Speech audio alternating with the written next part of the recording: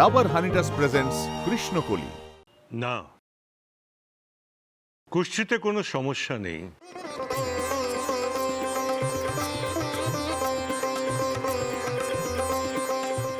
নিখিল আর শ্যামা রাজ্যটক। ভগবান দুজনকে দুজনের জন্যই তৈরি করেছেন।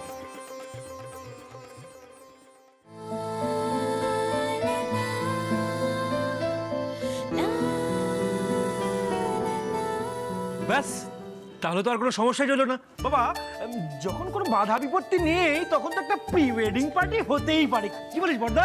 একদম। শ্যামা নিরামিষ রান্না করবে আর আমাদের জন্য পাঠার মাংস। আমি রান্না করবো। কষা কষা কষা। না না না, চিংড়ি মাছের মালাইকারি। চিংড়িটা হলে কেমন হতো? থাম, দেখেছো কাণ্ড? দাদামশাই দেখুন, আমার 3 ছেলেই কিন্তু একই রকম। বাড়িতে কোনো একটা উৎসবের কথা শোনা মাত্রই খাই খাই খাই খাই করে কেমন হই হই শুরু করে দেয়। বলছি যে শ্যামা নিখিলের বিয়ের জন্য একটা শুভ দিন দেখে একটা শুভ তারিখ যদি বলে দেন, মানে সেই দিনটাই আমরা তাহলে।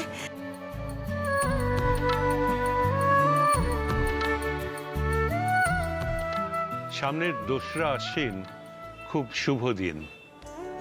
ওই দিনে ওদের বিয়ে হলে ওদের খুব মঙ্গল হবে। ব্যাস, তাহলে ওই কথাই রইল। 2রা আশ্বিন নিখিল আর শ্যামার শুভ পরিণয় সুসম্পন্ন হবে।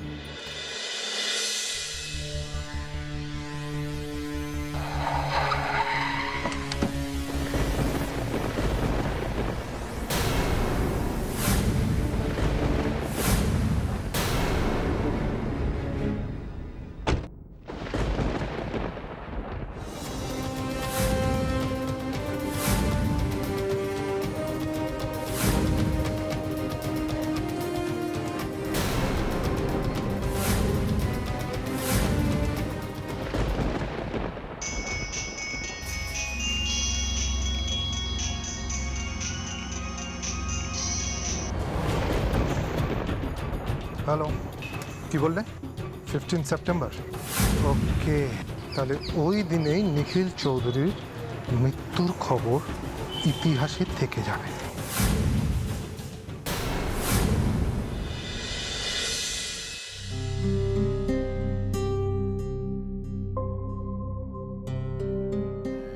দেখো, আমি এভাবে রাত্রিবেলা রেকর্ড করতে পারবো না। তুমি ওনাকে বারণ করে দাও না। আমিও ঠিক বুঝতে পারছি না রমেন দাস বাবু এত রাত্রিরে কেন রেকর্ডিং করতে চাইছেন। বুঝলাম নিশ্চয়ই ওনার কোনো কারণ হবে। না না, দেখো তুমি বুঝতে পারছো না, এভাবে রাত্রিবেলা কি কখনো গান গাওয়া যায়? গান গাওয়ার উপযুক্ত সময় হলো ভোরবেলা। তুমি দেখো না, যত বড় বড় গায়ক গায়িকারা আছে সবাই তো ভোরবেলা উঠেই রেওয়াজ করে। তুমি ওনাকে বারণ করে দাও না। আমার এভাবে সত্যি রেকর্ড করতে ভালো লাগছে না। আচ্ছা ঠিক আছে ঠিক আছে, তুমি যখন বলছো আমি ওনাকে একটা ফোন করছি।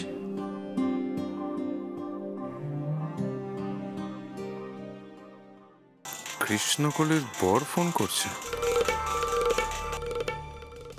বলো ভাই। আমি নিখিল বলছিলাম, কৃষ্ণকলির হাজবেন্ড। বুঝতে পেরেছি, আর এটাও বুঝতে পেরেছি যে তুমি কোনো একটা দরকারে আমাকে ফোন করেছো।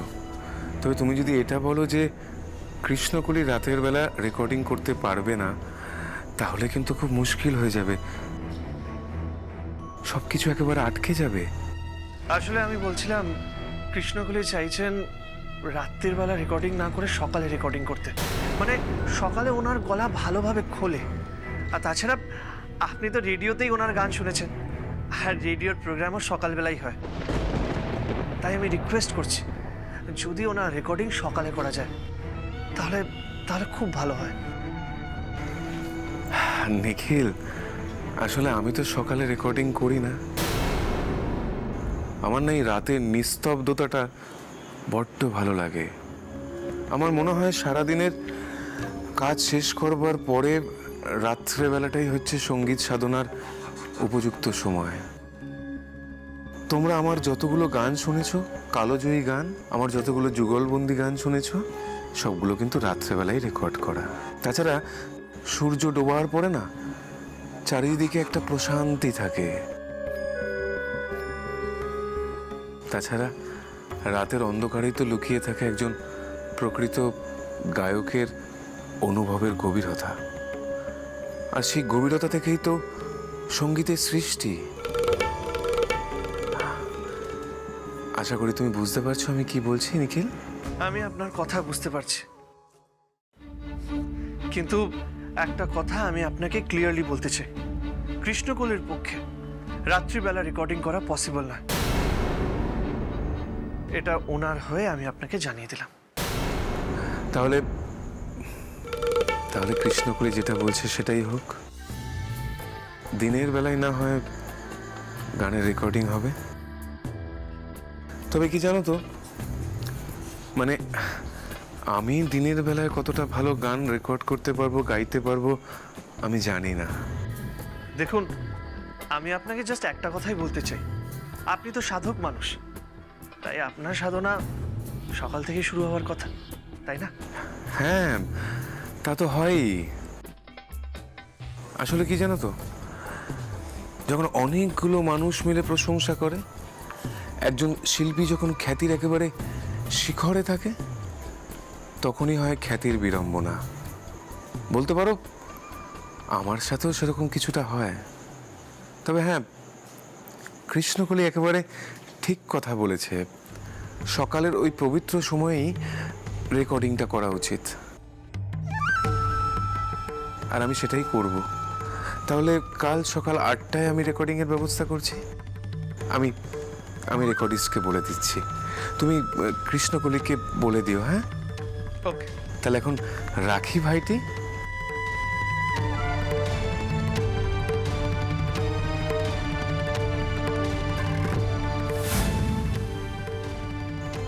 এত কিছুর পর তুমি আমার লালসার হাত থেকে বাঁচতে পারবে না কৃষ্ণকলি। এই, কালকে রেকর্ডিং স্টুডিও বুক কর। কিন্তু সকালবেলা রেকর্ডিং করলে তো অনেক লোকজন থাকবে গুরুজি। হবে না, কালকে পুরো দিনের জন্য অক্টোপাস স্টুডিওটা বুক করা হবে। সকালে কেউ থাকবে না।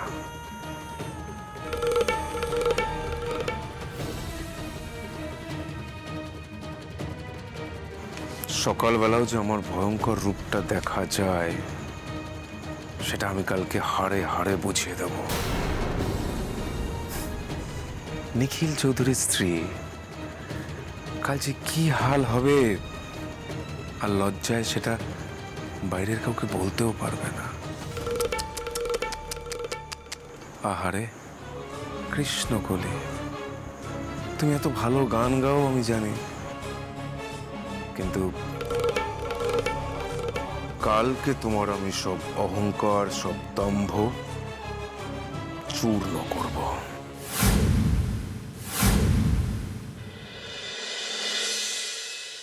আপনি একদম ঠিক কথা বলেছেন।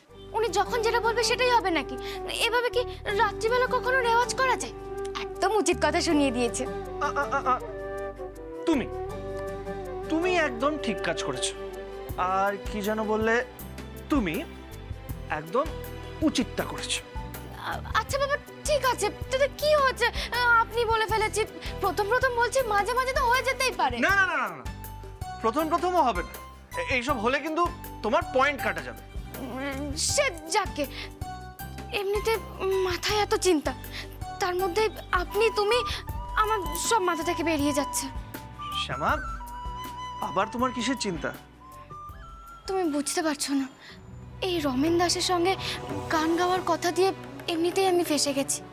তার মধ্যে আবার বিয়েরও দিন ঠিক হচ্ছে বাড়িতে, আর আমার এই দুঃস্বপ্ন, আমার খুব ভয় করছে।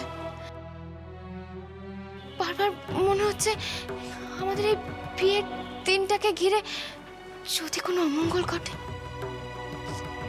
শ্যামা, এত চিন্তা করো না। তাছাড়া তোমার কপালটা অতটাও খারাপ না, নাহলে আমার মতো ছেলে তোমার কপালে জুটতো না।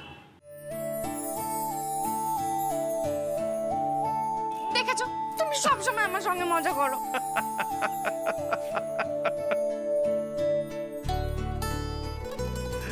বলছিলাম, আমি ভাবছিলাম তুমি যখন গ্রামের বাড়ি যাবে তোমার সঙ্গে কাউকে পাঠিয়ে দেবো।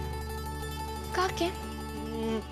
বর্দা ভাই যেতে পারে, বর্দা ভাই তোমার বাবাকে হেল্পও করে দেবে, আর আমি বরযাত্রী নিয়ে বাড়ি থেকে যাব বিলেত ফেরত। MBA ডিগ্রি নিয়ে নিখিল চৌধুরী যাবে শ্যামা সুন্দরীকে বিয়ে করতে।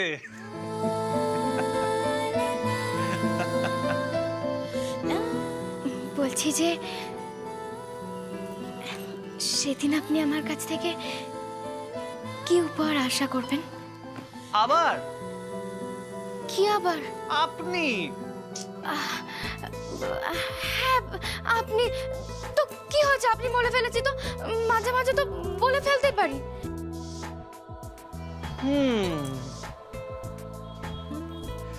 ঠিক আছে, এবার তাহলে তুমি বলে প্রশ্নটা আবার করো। বলছি,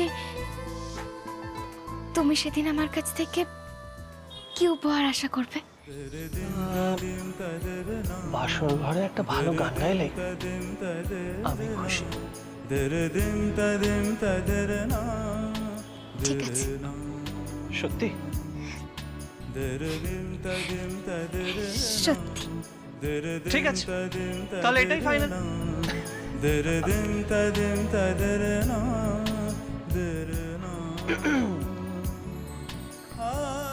এখনো কিন্তু আমার অনেক কিছু পাওনা বাকি আছে।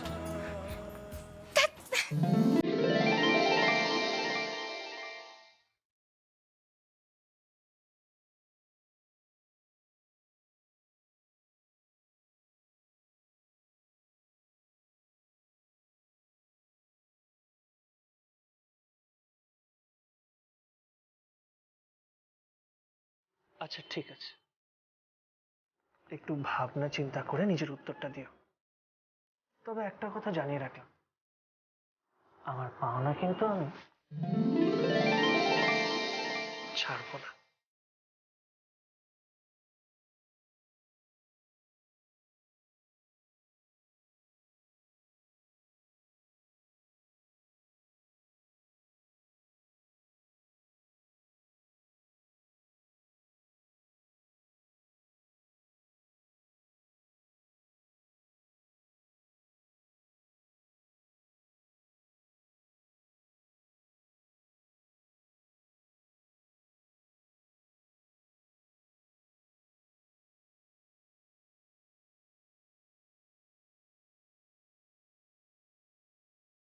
বড় বৌমা, ও বড় বৌমা। হ্যাঁ মা, বলো। হ্যাঁ, বলছি যে নিখিলরা এখনো তৈরি হলো না, এবার তো সত্যি দেরি হয়ে যাবে না? নিখিল তো তৈরি হয়ে গেছে, গিয়ে শ্যামার ঘরে গেল, এক্ষুনি চলে আসবে। আরে দাঁড়াও দাঁড়াও, এসে পড়বা হয়তো এক্ষুনি। আরে এত বড় একটা কাজে যাচ্ছে, মানসিক প্রস্তুতির জন্য তো একটা সময় লাগে নাকি? ওই তো ওরা চলে এসছে।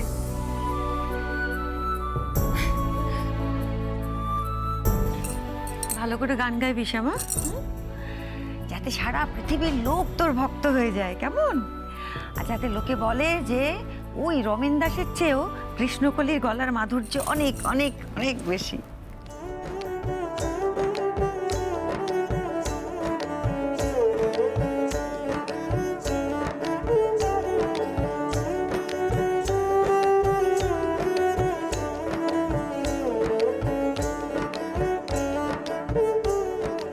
বলবে, নিশ্চয়ই বলবে।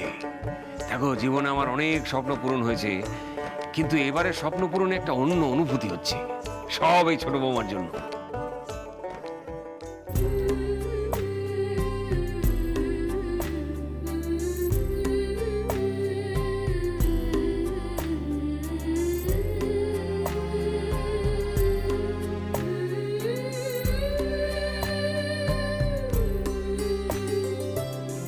বাবা, আসছি।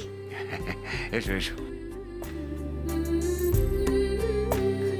মা, আসছি।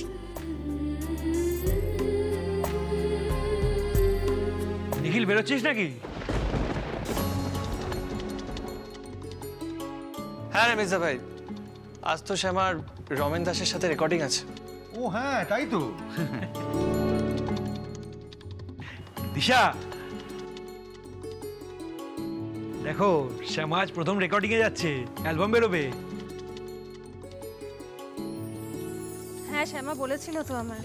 বলেছিল কি গো, উইশ করো। Oh sorry Shyama, all the best, খুব ভালো হবে। হ্যাঁ এবার তোরা বেরো, তাড়াতাড়ি যা, আবার কোন জ্যামে পড়ে যাবি। বেরো তোরা। হ্যাঁ চলো শ্যামা আমরা বেরোই। মা আমরা তাহলে আসি। হ্যাঁ এসো, আর মনে আছে তো ভালো করে গাইবে কিন্তু। আসছি আমরা।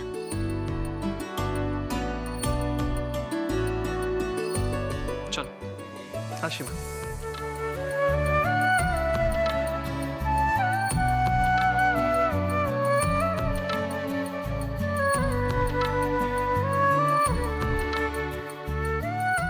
যাক বাবা, মেয়েটা এখন ভালো ভালো রেকর্ডিং করে ফিরলে শান্তি।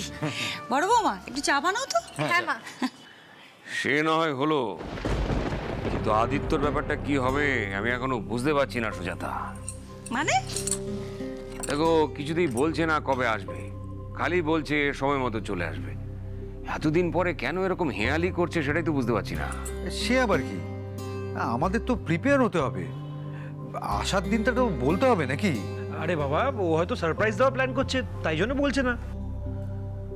না রে অশোক, এটা সারপ্রাইজ নয়, নিশ্চিত কিছু একটা চলছে আদিত্যর মাথায়। ওহো, তুমি না অযথা চিন্তা করছো জানো তো। তুমি একটা কাজ করো, এক্ষুনি আদিত্যকে ফোন করো তো, আমি ফোনে কথা বলবো। কি করে বলবে, কাল থেকে তোকে ফোনেও পাচ্ছি না, ফোনটা খালি সুইচ অফ বলছি। ঠিক আছে, এখন ফোনে সুইচ অফ পাচ্ছ ঠিক আছে, কোনো না কোনো সময় তো ফোন করবে, নিজে থেকেই করবে। তখন তুমি আমাকে ফোনটা একটু দিও তো, আমি ওর সঙ্গে কথা বলবো। দেখবে ওই ছেলেকে আমি ফোনের মধ্যেই কান মোলা দিয়ে বলবো, এই কবে আসছিস বল তো। আসলে আমার কি নেওয়াটা ছিল বলো, ও আমাকে এড়িয়ে যেতে পারবে না। যা বলেছো মা, আদিত্য তোমার পাল্লায় পড়লে একেবারে সিধা হয়ে যাবে। না রে অরুণ, সমীকরণগুলো এত সহজ নয়।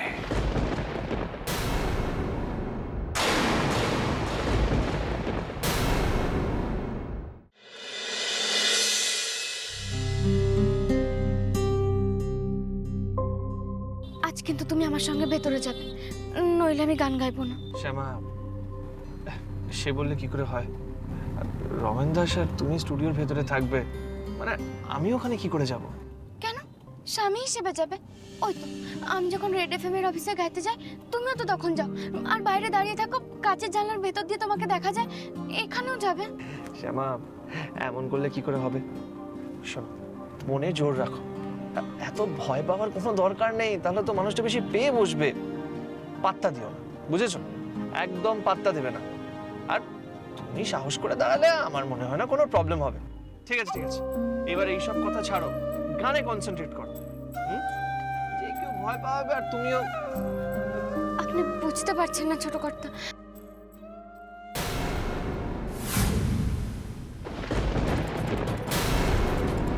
দাদা দাদা, একটু গাড়িটা থামা। কি হচ্ছে ছোট কর্তা? দাঁড়ান, শুনুন, বলে যান।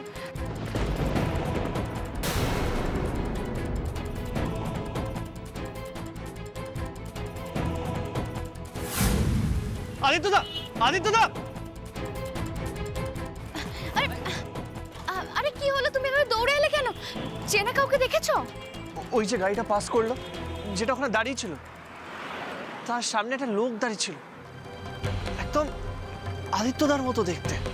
কিন্তু আদিত্যদা আমার দিকে তাকালো না, আমি এতবার ডাকলাম। আদিত্যদা? আদিত্যদা ছোট কথা, আদিত্যদা তো বিদেশে আছে। বাবা বললেন যে উনি কিছুদিনের মধ্যে আসবেন, কিন্তু আসার পর তো আমাদের বাড়িতেই যাবেন, উনি তো ওখানেই থাকবেন। আপনি বোধহয় ভুল দেখেছেন। হ্যাঁ, সেটাই তো বুঝতে পারছি না, এতটা মিল আদিত্যদার সাথে। আদিত্যদা কি কলকাতায় এসে গেছে? হয়তো আদিত্যদার মতনই দেখতে অন্য কাউকে দেখেছো তুমি। না না, হয়তো আমি ভুল দেখেছি। চলো, দেরি হয়ে যাচ্ছে, চলো চলো চলো চলো।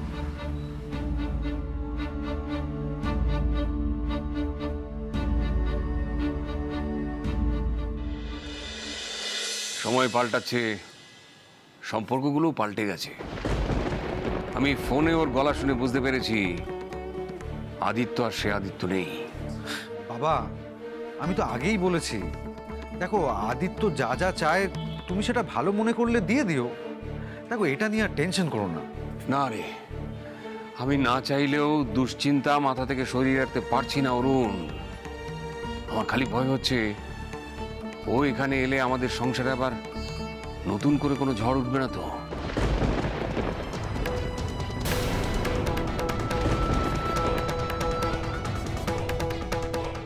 এমন কিছু হবে না তো যাতে আমাদের অস্তিত্বটাই গোড়া থেকে নড়ে যায়?